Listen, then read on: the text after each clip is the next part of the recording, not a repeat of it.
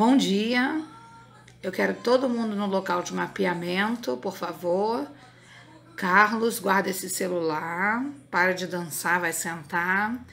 Vitor, por favor, faz silêncio. Pablo, Giovana e Júlia Costa também guarda telefone. Letícia e Yasmin vão para o seu local de mapeamento e para de conversar. Tudo bem, gente, com vocês? Morrendo de saudades. E aí, nono ano? Saudades aqui da professora também? Eu sei que não estão. Não precisa mentir. E aí, estamos aqui para uma aula especial falar de colocação pronominal. Eu já havia passado para vocês lerem no livro e já irem acompanhando. Falei também, antes da gente entrar nesse período de quarentena, que vocês deveriam se aprofundar no estudo sobre verbos e pronomes, tá? Conjunções, verbos e pronomes. Então, nós vamos falar sobre colocação pronominal. Gente, o que é colocação pronominal, professora? Você vem com esse assunto agora? Maravilhoso! Oh, que maravilha! Pois é, antes de nos aprofundarmos nesse assunto, eu gostaria de dizer para vocês o seguinte.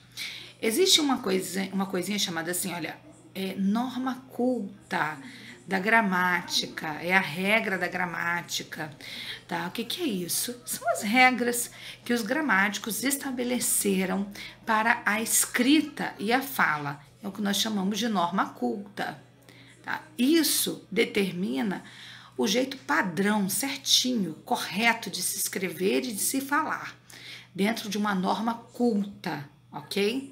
Que nós vamos usar para documentos oficiais, para palestras, né, formais, a linguagem formal. Mas, quando nós usamos a linguagem do dia a dia, que nós chamamos de coloquial, nós não iremos seguir à risca a regra gramatical, a norma culta. Nós iremos falar mais à vontade, quando a gente vai escrever no WhatsApp, quando a gente vai escrever uma cartinha, falar alguma coisa, um recadinho com alguém, é uma coisa mais tranquila. Então, o que nós vamos tratar aqui, queridos, não é como você deve conversar e falar com seus amigos no dia a dia. Não, nós iremos falar sobre a norma culta da gramática, ok? Da língua, a coisa mais formal de se falar, de se escrever. Então, vamos acompanhar comigo aqui o que é a colocação pronominal. Tá aí na sua tela, você vai ver que nada mais é que a posição do pronome oblíquo átono em relação ao verbo. Vamos acompanhar no próximo slide.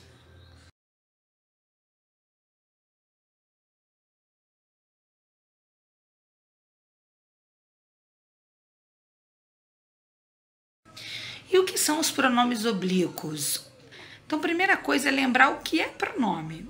O pronome é uma classe gramatical que substitui um nome. Então, dentro dos pronomes, a gente tem vários, os relativos, os pronomes pessoais.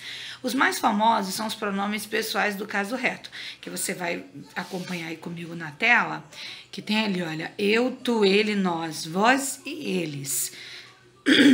Para cada pronome pessoal do caso reto, existe um pronome oblíquo, tá? Átono, olha ali, ó. Eu, primeira pessoa do singular. Mim, me e comigo. Tu, te, ti, contigo. Ele, se, o, a, lhe, si, consigo. Então, esses são os pronomes oblíquos átonos no singular, representando aí as três primeiras pessoas. E já no plural, nós, nos e conosco, vós, vos e convosco, eles, se, os, as, lhes, se e consigo. Nossa, que complicado. Por isso que eu digo, a gente vai praticar bastante e esses termos, esses pronomes, nós só iremos usá-los, agora eu falei assim, olha, usá-los, tá? Quando estivermos tendo uma conversa formal ou escrevendo uma redação. Nós vamos ver vários casos em que devemos usar, em que o uso deles em relação ao verbo é obrigatório. Se ele tem que vir na frente, quer dizer, antes do verbo, depois do verbo ou entre o verbo. Vamos acompanhar aí no próximo slide, ok?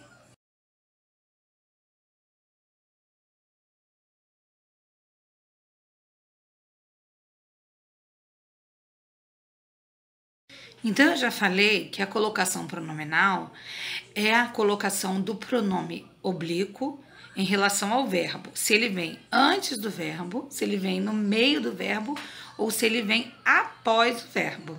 Acompanha na tela. Próclise, antes do verbo, quando o pronome oblíquo aparece antes do verbo.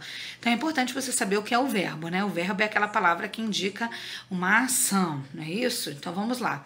Olha aí, olha, o exemplo. Não me ofertaste flores ontem.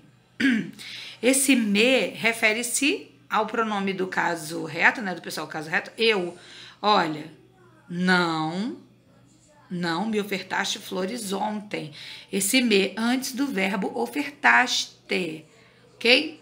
Mesóclise, que é um caso que a gente quase nunca usa.